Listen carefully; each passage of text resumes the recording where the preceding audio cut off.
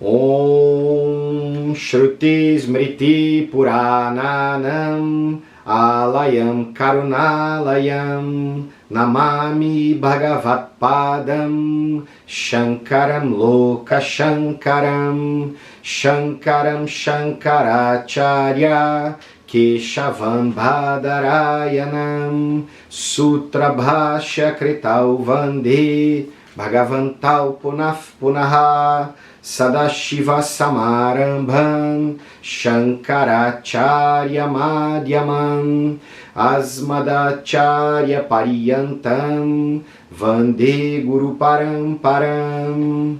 Om Sahana Vavatu Sahana Bhunaktu Sahaviryam Karavavahai Tejasvinavaditamastu ma Vikvishavahai. Om Shanti Shanti Shanti. Mundaka Upanishad é segunda sessão do terceiro capítulo, mantra 3. Então, chegou o usuário do Zoom, que eu não sei quem é, seja bem-vindo também. A gente falou nos 2 primeiros mantras, a Upanishad falou que as características da pessoa que conhece. E disse que a pessoa que conhece fica livre dos desejos porque conquista tudo o que é desejado. E aí a gente se anima, né, cara? Conquista tudo que é desejado. Tudo que é desejado por você é relaxar na vida. Relaxar. Parar com a impressão de que você é responsável por tudo que acontece na sua vida. Parar com a impressão de que te falta tanto. Parar com a impressão de que as coisas não estão certas, que tem coisa errada, que não tá legal do jeito que tá. Algumas coisas. Parar com a impressão de que eu vou morrer. E aí, totalmente relaxado, totalmente relaxada, a pessoa vive a vida. Porque está relaxado e relaxada para aceitar os problemas gigantes que vão vir na nossa vida. Sacou? Não é esse conhecimento, papo de coach, né? Esse conhecimento vai fazer a sua vida ficar perfeita. Esse conhecimento vai realizar todos os seus desejos. Não é isso. Esse conhecimento vai te proporcionar um relaxamento que vai ser tão profundo que vai ser capaz de acomodar qualquer problema. Esse relaxamento, esse estado de paz, param shanti, de felicidade, de satisfação que você tanto busca, esse conhecimento vai te dar. Então, na verdade, todos os desejos que você tem na vida se resumem a um dia, quem sabe, relaxar. Relaxar, ficar plenamente bem, satisfeito, contente. E eu quero isso.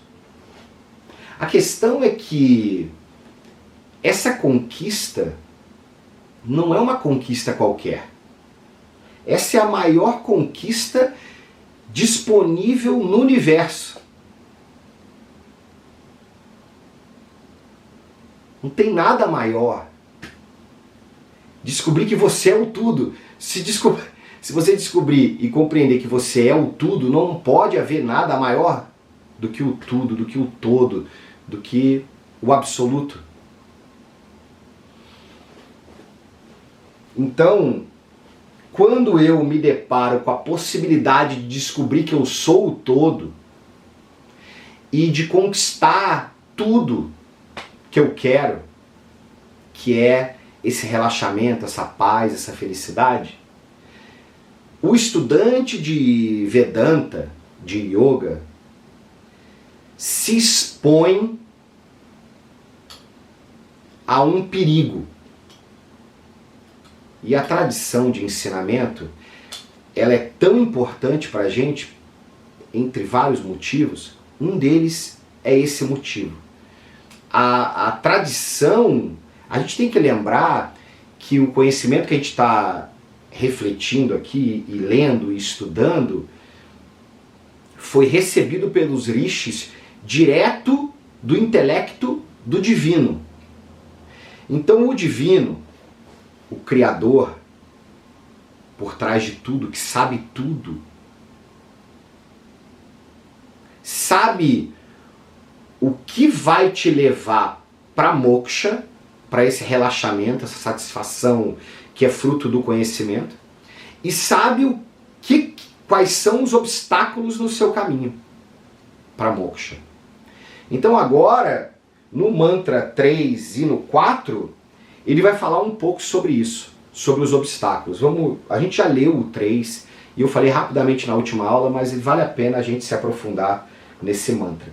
Então o mantra 3 da Upanishad, agora dessa segunda sessão, ele vai falar assim: este Atma não é alcançado pela recitação dos Vedas, nem pela memorização dos Vedas, nem por escutar muito. A pessoa escolhe somente este Atma. Por essa escolha que a própria pessoa faz, o Atma é alcançado. Para tal pessoa, este Atma revela a sua própria natureza. Então, a gente tem que fazer uma análise desse mantra, trazendo um pouco da cultura védica na Índia, na época e até hoje também é, né? E depois a gente dá uma adaptada aqui para a nossa cultura, para a nossa realidade aqui no Brasil. O Atma não é alcançado pela recitação dos Vedas, nem pela memorização. Então, o que está sendo dito aqui? Sabe que os Brahmanes na Índia, que são as pessoas responsáveis por manter o conhecimento, cada família, de acordo com os Vedas, dependendo se esses Brahmanes, que são as famílias religiosas, que vão manter o conhecimento, depende se eles estão no norte, no sul, no leste ou no oeste da Índia, eles devem decorar um Veda.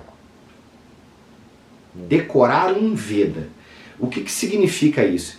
Significa que, porque o Veda nunca foi na tradição um texto como isso aqui, escrito, né? Exatamente porque o texto, primeiro, precisa de uma escrita. E quando esse conhecimento foi recebido, não havia escrita. Primeiro grande motivo. Então, necessariamente, tinha que ser gravado dentro da mente das pessoas. E depois da escrita, apesar da escrita, o livro pode ser queimado, né? Como a gente sabe de tantas bibliotecas na história humana que foram queimadas com tanto conhecimento que se perdeu, que é uma pena, né? A gente fala muito, algumas pessoas já me questionaram muitas vezes, né, a respeito do conhecimento da tradição egípcia. O conhecimento de Hermes Trismegistus, o conhecimento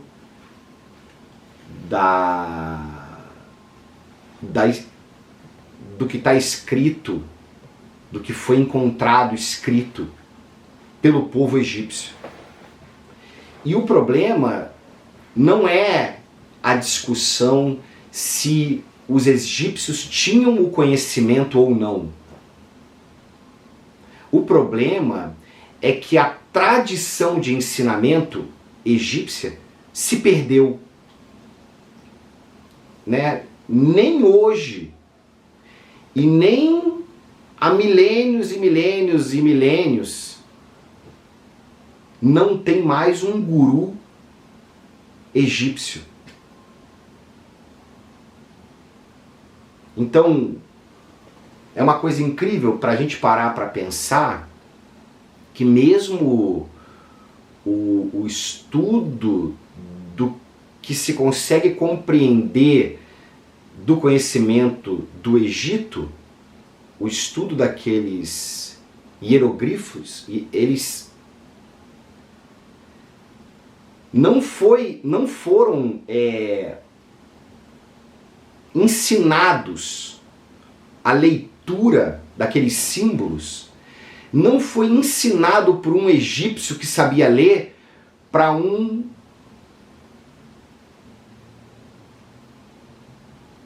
Quem traduziu esse negócio todo foram os alemães e os ingleses, né? No século XIX. Não teve nenhum egípcio ensinando para eles. Eles pegaram um texto grego que supostamente tinha sido a tradução do egípcio para o grego. E com base nessa tradução, eles tentaram compreender o que aqueles símbolos significavam, e então eles leram. Agora a gente que é da tradição védica sabe o quanto cada palavra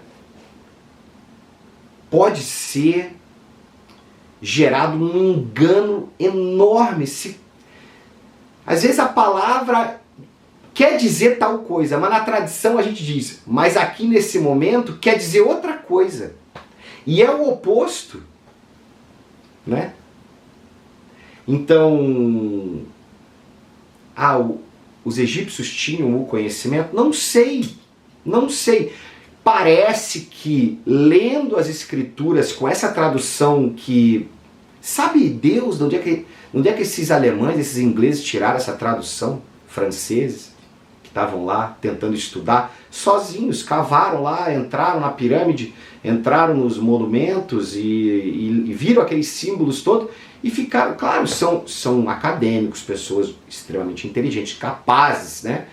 Mas muito chute, cara, muito chute, e não só chute, se não tem a tradição de ensinamento, mesmo que você consiga ler, você não vai conseguir entender. Porque não é só uma questão de ler. Toma aqui o Upanishad, vai ler. Vai ler sozinho, vê a confusão que vai dar. Então, o conhecimento foi recebido pelos rishis diretamente do divino Brahman e foi mantido oralmente. A tradição ela é apenas e unicamente oral.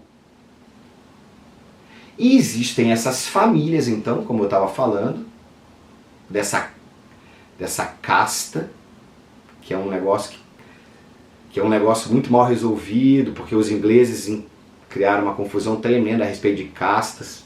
Castas não tem só a ver com a família, tem também, mas também tem a ver com o mapa astral, com as tendências mentais de cada indivíduo, para ver o que cada um vai fazer. Não era um determinismo. O teu pai e o teu avô eram, você tem que ser, não é bem assim. Então essas famílias brahmanes dessa casta, cada um tem que decorar um Veda, e eles cantam o Veda inteiro. Eles cantam o Veda, memorizam o Veda,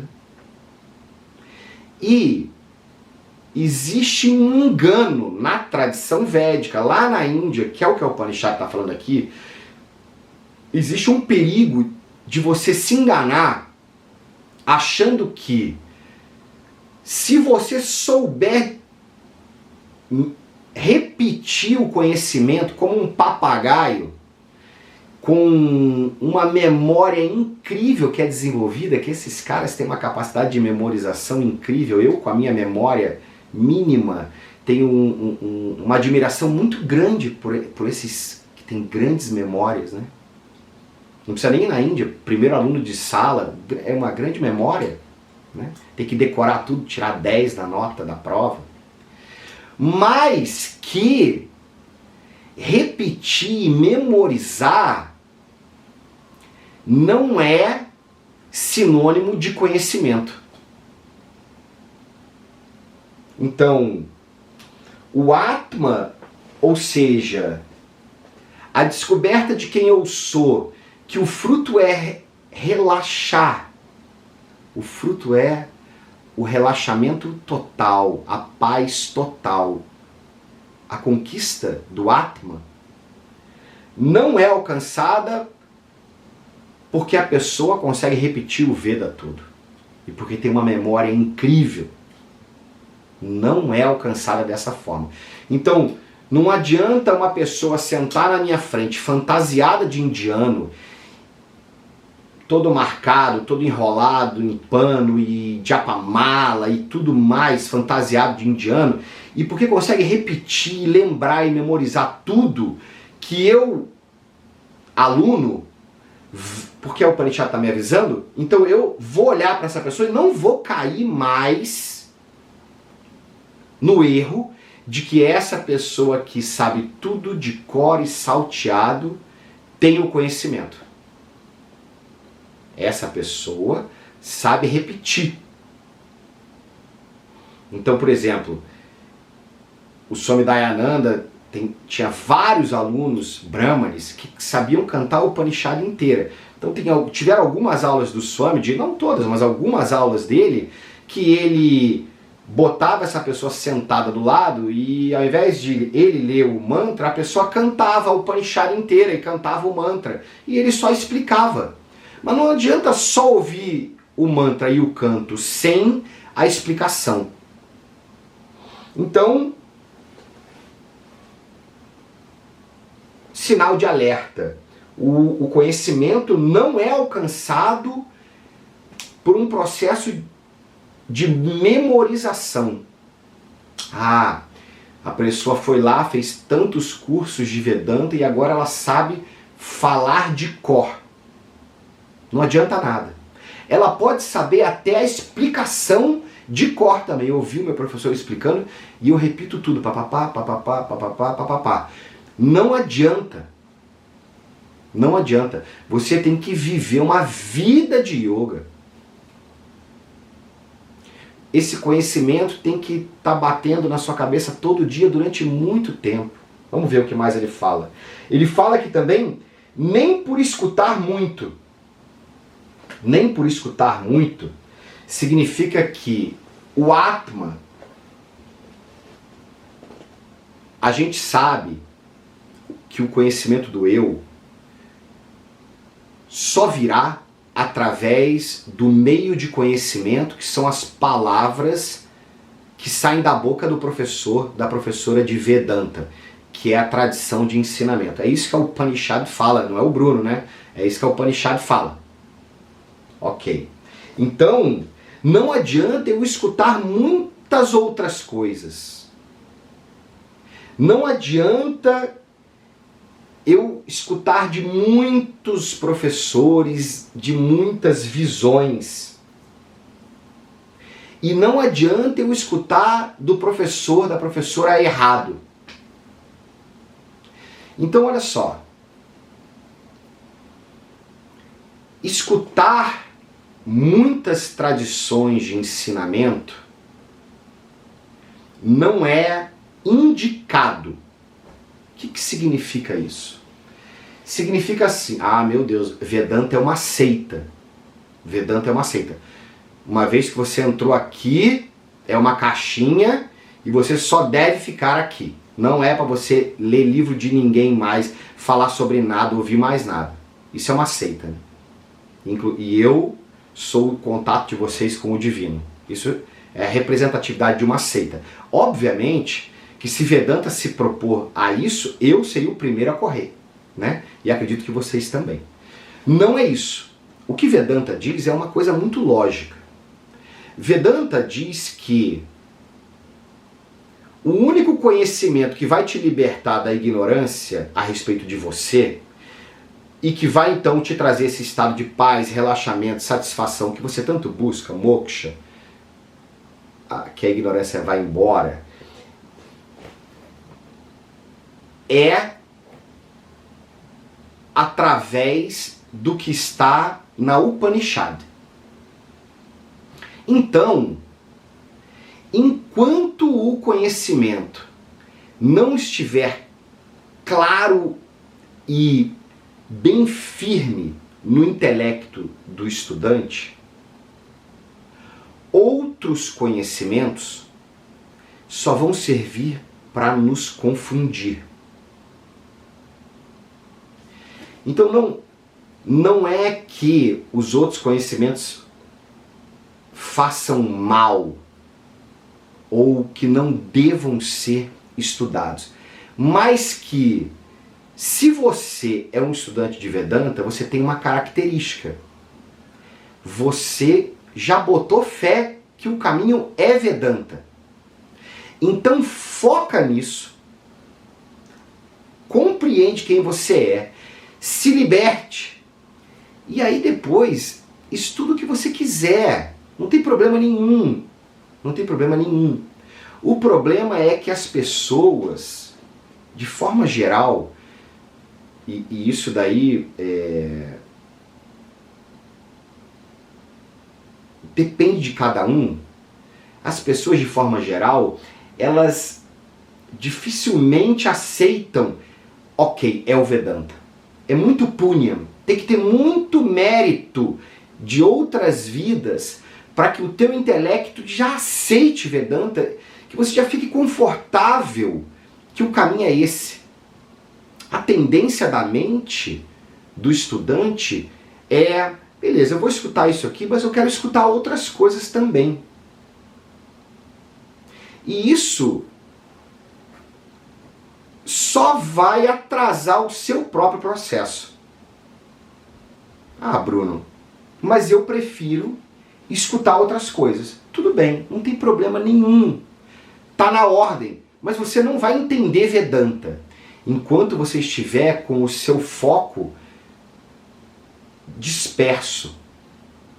Estou estudando tudo. Eu estou estudando tarô, eu estou estudando astrologia védica, eu estou estudando Ayurveda, eu estou estudando Hatha Yoga, eu estou estudando ritualística, eu estou estudando Freud, Jung, tudo, eu estou estudando tudo, tô atrás de tudo. Daí o que acontece com essa pessoa? Ela pega um pouquinho de cada conhecimento e cria a sua própria filosofia, que é apontado pelas Upanishads como um perigo. E, gente, se fosse possível ouvir um monte de coisa, pegar um monte de conhecimento e o seu próprio intelecto, então juntar tudo e conquistar o conhecimento, então esquece as Upanishads. Porque as Upanishads dizem o tempo todo que não é esse o caminho, que isso vai te causar problema, que só vai te confundir. Então, a gente precisa ter esse Shraddha em Vedanta. Como é que eu vou ter Shraddha em Vedanta se eu tenho 20 e poucos anos? Sei lá, sou uma pessoa nova, por exemplo, que ainda precisa encontrar tantas coisas na vida. Talvez não vai ter, cara. Talvez não vai ter. Talvez vai precisar ir atrás de muita coisa e aí ver que nada funcionou, que a sua vida ainda está um caos, e aí vai voltar para o Vedanta. Ou então vai chegar no Vedanta depois de ter passado por tudo e esse tudo não ter resolvido. Então, tudo bem se você ainda sente a necessidade de buscar outras coisas. Vai buscar. De acordo com o Vedanta, essas outras coisas não vão resolver o teu problema.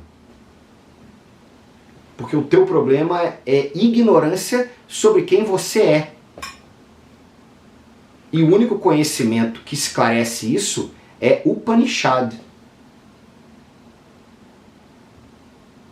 Então, uma vez que a pessoa ultrapasse essa etapa dificílima, que é a conclusão de que realmente o caminho é Vedanta. Quando a pessoa ultrapassa essa etapa, ela tem que achar um professor e uma professora adequados. É outro desafio enorme. Escutar muito outras coisas, ou escutar muito sobre Vedanta da pessoa que não sabe, é uma encrenca igual. Só vai criar confusão na sua cabeça. Como é que você sabe quem é o professor, quem é a professora certa? Depende da sua capacidade de discriminar, que vem com uma capacidade mental que é adquirida ou com tempo, experiência e cabelo branco, ou muito punha. Você já nascer nessa vida sabendo que é Vedanta e já ouvindo aquele professor, aquela professora e já tendo certeza que é por aqui.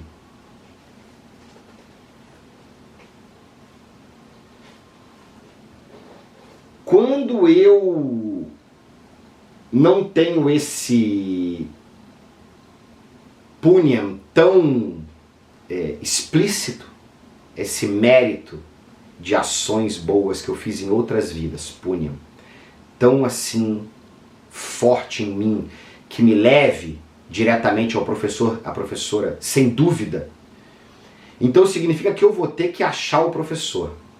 Tem aquela famosa, aquele famoso ensinamento da tradição que quando o aluno estiver pronto, o professor aparecerá. E para o professor também fala, quando o professor estiver pronto, o aluno aparecerá. Então, o aluno vai ter que escutar e refletir sobre a pessoa que está falando e escutar o que a própria Upanishad está dizendo e ver se fecha. Por exemplo, a Upanishad fala que existem dois caminhos para moksha. Porque assim, você quer aprender cálculo matemático, você não vai estudar com uma pessoa que não sabe cálculo, né? Que ouviu 20 aulas de cálculo e ainda não sabe e resolveu ensinar. Você vai ouvir de alguém que já estudou muito, que tem esse conhecimento firme, que você consegue ver que a pessoa sabe fazer o resultado das coisas. E aí você vai ter confiança naquela pessoa. Com Vedanta é a mesma coisa. A tradição diz que para a pessoa conquistar o conhecimento, ela tem dois caminhos. E eu quero escutar do professor que sabe cálculo, que sabe Vedanta. Dois caminhos. Um caminho é a pessoa se tornar monge. A pessoa vai para o ashram e fica lá anos estudando, dedicado 16 horas por dia ao estudo de Vedanta. E 8 horas dormindo. Só faz isso. Não tem sábado, não tem domingo. Por muitos anos. Quantos anos? Não sei. 6 anos, 8 anos, 10 anos. A pessoa pode ficar no ashram 4 anos. É muito tempo, né, gente? Estudando Vedanta e Yoga o tempo todo. E aí sair de lá e continuar o seu estudo e depois de muito tempo relaxar. E aí relaxado relaxado a poder ensinar. Isso é um caminho. Essa pessoa seguiu o caminho de sannyasi. Foi lá para o ashram do Swami Dayananda, ficou 4 anos estudando, ou virou monge de vez, né? Virou Swami de vez e não vai voltar nunca, vai ficar lá no ashram para sempre. Ou não, fica lá 4 anos, estuda, 4 anos é muito tempo, volta para cá, continua estudando e aí começa a dar aula porque agora entendeu. E o outro caminho é Karma Yoga. Esse caminho, Karma Yoga, que é o caminho que nós estamos vivendo aqui, porque não tem ninguém ashram nenhum aqui, ele é o caminho que é o mais indicado, apesar de ser o mais longo. Ele é o mais indicado porque você não precisa renunciar à sua vida. Você consegue viver a sua vida normal de família, de trabalho, em sociedade, com todas as responsabilidades, estudando, vivendo essa vida de yoga, estudando Vedanta por muito tempo. Né? As pessoas falam 12 anos. 12 anos é um número. Não quer dizer que pode ser em 8, pode ser em 16. Depende do esforço, a gente vai falar disso daqui a pouco, depende do esforço de cada um. Mas com certeza, gente, demora pra caramba, cara. Demora pra caramba. Então, não, eu estou estudando Vedanta há 1 ano. E agora eu resolvi ensinar Vedanta. Não é aconselhável nem o professor se colocar nessa situação, porque ainda é aluno. E o aluno tem que ter essa capacidade discriminativa. Mas só vai ter essa capacidade o aluno que está pronto. O aluno que não está pronto vai ficar confuso, vai ficar enganado, vai escutar aquilo e vai escutar também sobre tarô, sobre Feng Shui, sobre milhões de coisas. E não vai resolver nada. Então, eu preciso olhar o currículo da minha professora, do meu professor. O currículo de Vedanta não é contado em horas, é contado em décadas. Décadas. Assim eu fico mais tranquilo e que a pessoa está pronta para me ensinar, que eu não estou perdendo meu tempo. Então, não adianta eu gravar tudo, nem que o professor também saiba tudo de cor e salteado. Não é isso que resolve. Não resolve eu escutar todas as doutrinas, todos os conhecimentos de um monte de tradição, como dizem os darshanas, né, da Índia, todos os darshanas. Eu vou estudar Advaita, vou estudar Dvaita, vou estudar Yoga, vou estudar Bhakti, vou estudar... Cara, é tudo a mesma coisa. Quer dizer, Dvaita não, Dvaita é um erro. Porque o Upanishad não fala em dualidade. Aí a gente nem perde tempo debatendo. Né? Agora, Yoga, Bhakti, Vedanta não são darshanas. É a mesma coisa. Um é o estilo de vida e outro é o conhecimento. Para um funcionar junto com o outro, tem que ter a devoção. Então não são darshanas. É a mesma coisa. Se eu agora então conseguir ser tão exigente, o estudante tem que ser muito exigente, a ponto de olhar para a professora e para o professor, tá lá a minha professora com uma trança branca gigantesca, 40 anos dando aula de Vedanta, a Glória. 40 anos dando aula de Vedanta. Está dando aula do Tattva-Bodha agora de novo, que é o primeiro texto. Incrível, né? A compaixão dela. De estar ainda disposta a ensinar o Beabá, né? 40 anos, cara, criando uma família, trabalhando, pagando as contas, vivendo uma vida de yoga, meditando todo dia. Essa pessoa eu quero ouvir. Essa pessoa eu quero ouvir. Agora tá aqui uma pessoa, fez não sei quantas horas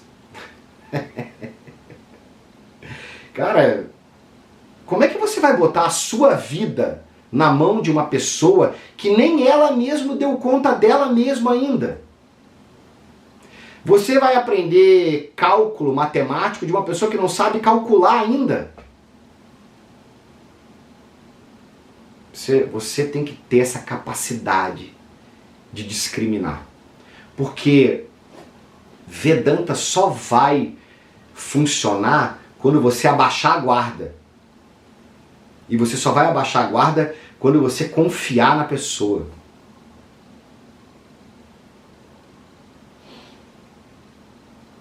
Ele continua dizendo o mantra.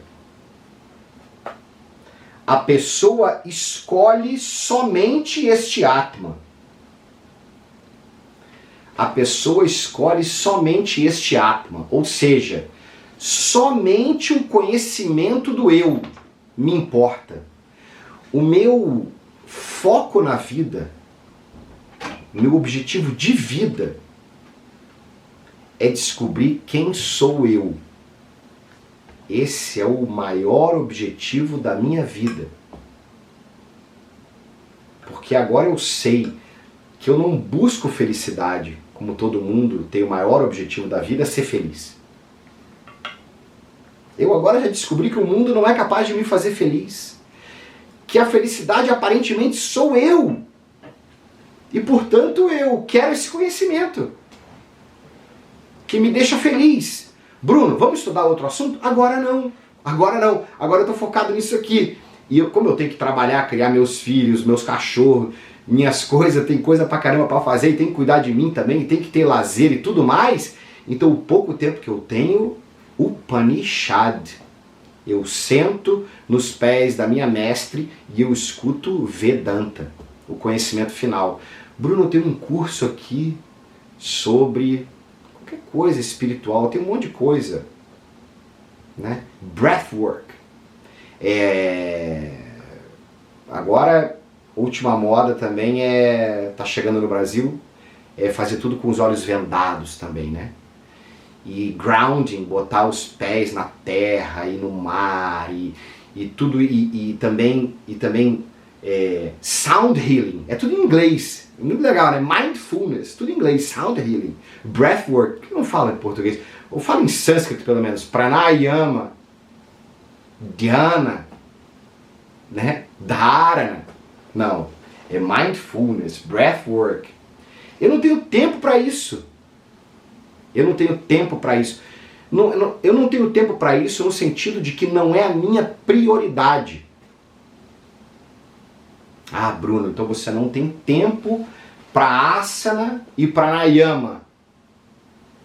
Meu amigo, minha amiga, se você não faz asana e pranayama, você não fica nem sentado aí escutando a aula.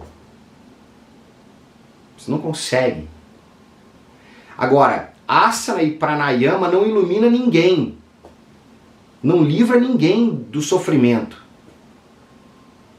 Por isso, eu consigo priorizar. Vamos dizer, tem um dia que tem as duas coisas para fazer. Tem uma aula de asana e uma aula de Vedanta. Se a pessoa tem claro, ou uma aula de constelação familiar e uma aula de Vedanta, uma aula de tarô e uma aula de Vedanta, uma aula de breathwork ou uma aula de Vedanta, qual a que eu vou? Aonde eu vou dedicar? O que eu quero? O que eu escolhi? O que eu escolhi? Por essa escolha, ele é alcançado. Ele quem? Você. E o que você é? Você é esse que é eternamente completo, completa, em paz, relaxado, feliz. Porque você fez a escolha. Não é uma escolha cega. Não é uma escolha que eu preciso descartar as outras coisas. Eu só preciso priorizar. Qualquer outro conhecimento, salvo o conhecimento errado, que é passado pelo professor que não sabe. Esse é um problema gigante. Mas qualquer outro conhecimento serve para preparar a minha mente. Excelente. Excelente. Eu vou no psicólogo, porque lá eu consigo compreender o que se passa comigo. Isso me acalma. E agora, mais calma, eu consigo estudar Vedanta. Eu vou na aula de Hatha Yoga porque aquilo prepara o meu corpo e a minha mente para o estudo de Vedanta. Então essa clareza, o Upanishad tá falando pra gente. Fiquem espertos. Para essa pessoa que está alerta na vida, que não está de bobeira, sendo enganado, para essa pessoa, o Atman, a sua real natureza, se revela. O Atman se revela. Não, veja só, eu sei que eu existo. Eu não estou dizendo aqui, eu não existo, e agora eu vou estudar Vedanta e eu vou concluir que eu existo. Não é isso. A revelação não é essa. A revelação é eu existo, e eu não sou o corpo físico, não sou o corpo sutil, não sou o corpo causal, eu sou Brahman, o absoluto, eterno, que permeia tudo, que é livre de tudo, que é a pura consciência que ilumina, mas que é livre do mundo. Assim como o sol ilumina a água que está dentro do balde, mas não tem nenhuma relação nem com a água do balde, nem com o balde. Se você jogar uma pedra na água do balde, onde está o reflexo do sol, nada acontece com o sol. Mas sem o sol iluminando, você não tem balde, não tem água, não tem nada. Mas são duas realidades distintas. Mantra 4. Este Atma não é alcançado sem força, nem por negligência, tampouco pelo conhecimento sem renúncia. Mas o Atma da pessoa discriminante que se esforça com esses meios adentra a morada de Brahman.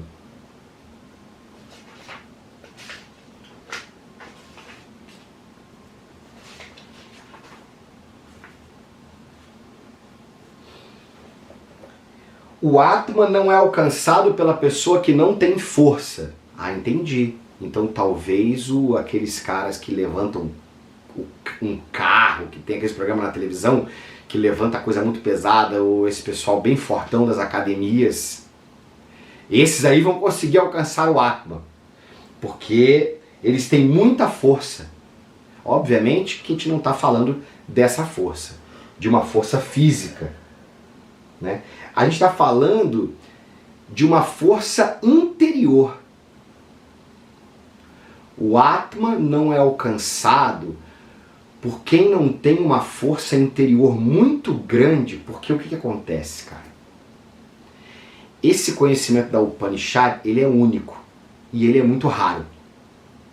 E você está recebendo esse conhecimento e ninguém mais em volta de você sabe desse negócio.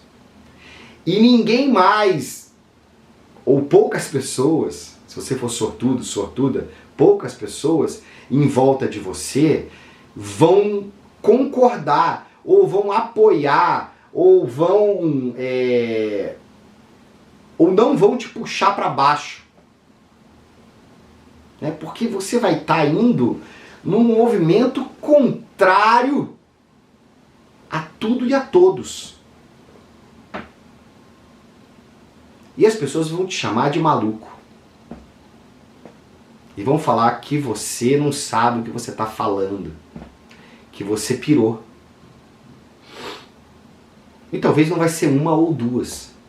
Talvez vai ser um monte de gente. Agora com a internet, então, que a gente põe a cara e fala isso aqui que está na Upanishad,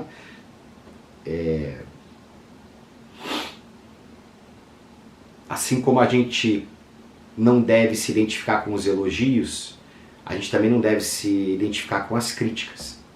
Essa força interna. A força interna de não se identificar nem com os elogios, nem com as críticas. Ah não, Bruno. Os elogios eu gosto. Quando falam que eu sou incrível, que eu sei muita coisa, que eu sou maravilhoso, que eu ajudei muito, que eu sou maravilhoso, daí o meu egão fica gigante. Mas quando me criticam eu não ligo. Isso não existe. Você só vai conseguir se livrar da crítica quando você se livrar do elogio. Porque eu não sou incrível, quem é incrível é o conhecimento, é o Atman. Ou melhor, esse cidadão, essa personalidade que está aqui sentada na sua frente não é incrível. Inclusive é cheio de defeito. Mas o conhecimento que está aqui disponível é incrível. Esse é muito incrível.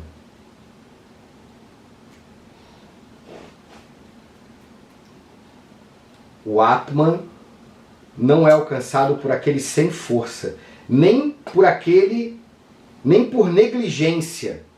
Negligência é aquele negócio, até eu escrevi, eu acho que hoje, né, no Instagram. Não quero fazer mais nada. Quero fazer mais nada. Porque essa coisa da busca pelo Atman, a gente sempre tem essa tendência de então querer fazer menos, ficar mais calmo. E negligenciar tudo. Nossas responsabilidades, nossos papéis no mundo. Uma pessoa de 40 anos, tendo filho ou não, tem responsabilidade. Tem responsabilidade com a sociedade. Vocês já viram aquela pirâmide que é a demonstração da sociedade? Quem é mais jovem, que paga imposto, que sustenta as pessoas mais velhas, que lá na Europa a pirâmide está invertendo, tem pouco jovem, muito velho. Né? Então imagina que os jovens são, ou 40 anos, uma jovem de 40 anos, é responsável, mesmo sem ter filho, por pagar todos os seus impostos, gostando do governo ou não, para sustentar os idosos da sociedade. É uma contribuição que você tem que fazer. Se você tem filhos, então, meu Deus, muito mais. Mesmo sem ter filhos, além dos idosos que você vai ter que sustentar, que agora você tem 40 anos ou 50 anos e eles já são idosos, e você também vai ficar idoso e idosa. E você também vai ter que dar conta de você mesmo. Não, daí lá eu espero que algum jovem... Eu agora não quero pagar meus impostos. Eu quero viver uma vida tranquila, sossegada, não quero emitir uma nota fiscal. Não quero pagar imposto nenhum. Mas quando eu fizer 80 anos, eu espero que o governo, o INSS, mande a minha aposentadoria. Negligência. Você está sendo negligente com a sua responsabilidade, com os seus papéis. Não vai amadurecer, cara. Não vai amadurecer. E se você não tem maturidade, você não vai entender esse conhecimento nunca. Porque esse conhecimento é incrível. É muito incrível esse conhecimento.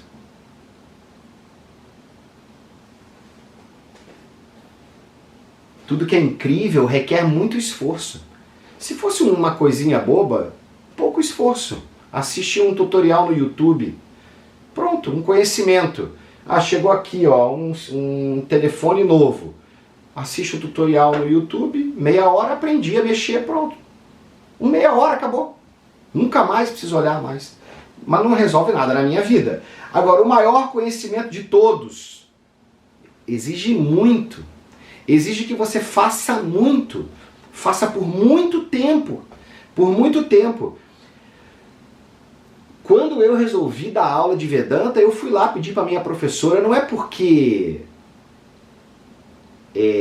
tem uma hierarquia, ou porque a Glória tem que me aprovar, mas é por respeito à tradição. Por respeito, para poder dizer, olha, tudo que você me ensinou eu vivi por muitos anos. Minha professora amada, meu professor, eu vivi. Não foi teoria, eu levei muito a sério por muitos e muitos e muitos e muitos anos. E hoje eu estou em paz.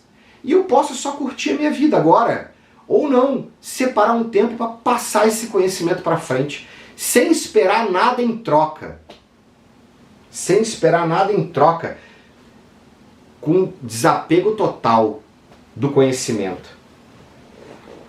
É aqui ele está falando que tampouco o Atman será alcançado pelo conhecimento sem renúncia.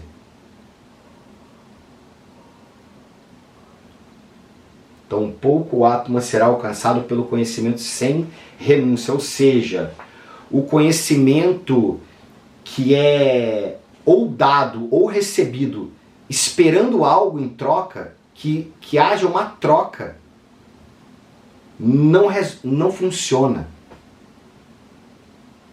Não funciona. Esse conhecimento de Vedanta é o conhecimento mais incrível que existe. É o que tem de mais puro no universo.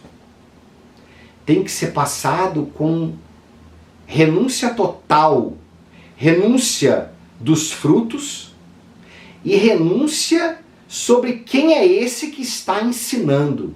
Renúncia sobre quem é esse que está aprendendo.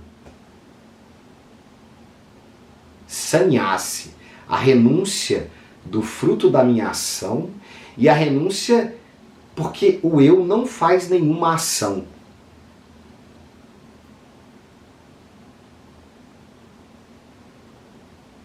Para eu receber esse conhecimento, eu preciso aprender a abrir mão de querer controlar o fruto das minhas ações.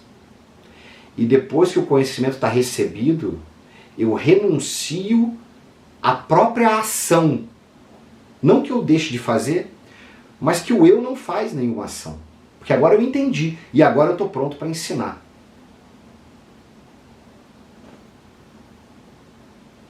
Mas o Atman da pessoa discriminativa que se esforça com esses meios adentra a morada de Brahman. Essa pessoa que se esforça com essa vida de muito tempo, abhyasa. Abhyasa é a repetição daquilo que tem que ser feito por muito tempo. Eu não quero, para mim, o papan de ensinar o que eu não sei. A pessoa, quando está estudando Vedanta, ela tem que se dar conta disso, cara. Você vai falar do que você não sabe. Você tem que ter autocrítica o suficiente para saber que eu ainda não tenho conhecimento claro para falar sobre isso, porque é muito sério. Se eu confundir as pessoas, é um papan gigantesco, cara. Provavelmente o maior papan, né? O maior pecado, o que vai carregar mais fruto negativo.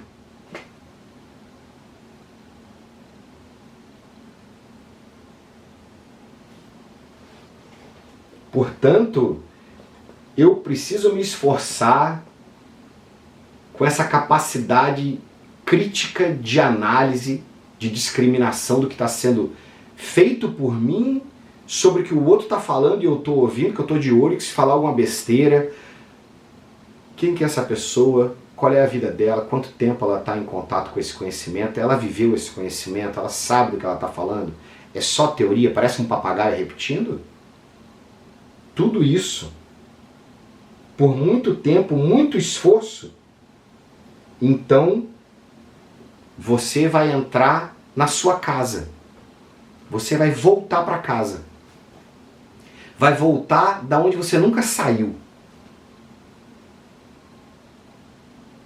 Vai se reencontrar. E esse eu que a gente reencontra é tudo que a gente sempre quis. É satisfeito, é pleno, é feliz, é leve, é relaxado, é contente, é bom. Então assim, a gente vai escutando o Upanishad e vai aprendendo. Cada aula um pouquinho, sem pressa. Com muito esforço, muito foco. É isso que eu quero. O resto tudo eu descarto. Não é que eu descarte que eu não preciso fazer, mas eu descarto como sendo o meu objetivo. Ou seja, tudo pode se tornar o sadhana, o meio de preparação da mente. Mas o objetivo é esse conhecimento. Então, falou, eu tô aqui, ó, tô ouvindo, não vou perder nada, não vou piscar. Essa é a hora de estar atento.